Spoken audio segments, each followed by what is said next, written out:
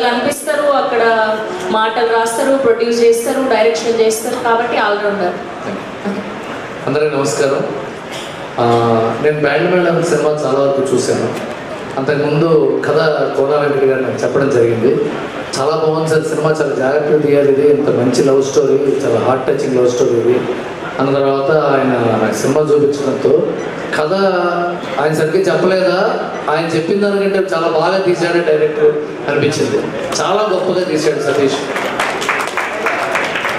And cinema నేను సతీష్ గురించి cinema band మేళం జరుగుతున్న టైంలో నేను ఎక్కడైనా వెళ్ళినప్పుడు చాలామంది సతీష్ మావాడండి, మా ఫ్రెండ్ అండి, మాకు తెలిసినాడండి, మా దగ్గర పనిచేశాడు, చాలా మంచి టాలెంటెడ్ వాసాడు, టాలెంటెడ్ అని చెప్తూ వచ్చారు.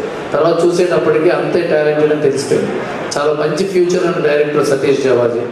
అతనికి అంతే సపోర్ట్ ఇచ్చిన వెరీ గుడ్ కెమెరామెన్ సతీష్ ముత్యాల గారు. ఆ వెనకాల ఉన్నారు కానీ కెమెరా వెనకాల ఉంటున్నాడు. చాలా హైలీ టాలెంటెడ్ కెమెరామెన్.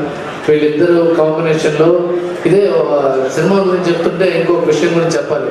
కొన్ని సంవత్సరాల క్రితం ఇదే స్టేజ్ మీద బేబీ ఫంక్షన్ జరుగుతున్నప్పుడు ఈ సాంగ్కి చాలా మంచి అవార్డ్స్ వస్తాయని అన్నాను నేను.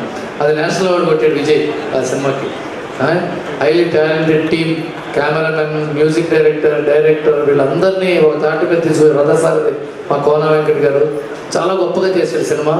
ఈ సినిమా ఎంత మనసు పెట్టారంటే ఆయన పాటలన్నీ చంద్రబోస్ గారి చేత రాయించారు, మ్యూజిక్ దగ్గర నుండి చేయించుకున్నాడు, మంచి లొకేషన్స్, చాలా మంచి లొకేషన్స్. వీళ్ళందరిలోనే ఇద్దరు చక్కటి సీతాకోక చిలుకలు లాంటి పిల్లలు తీసుకొచ్చి హీరోయిన్ చేశాడు ఆయన.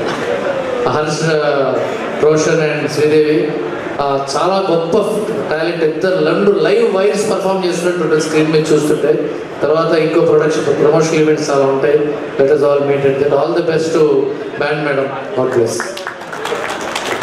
Thank you.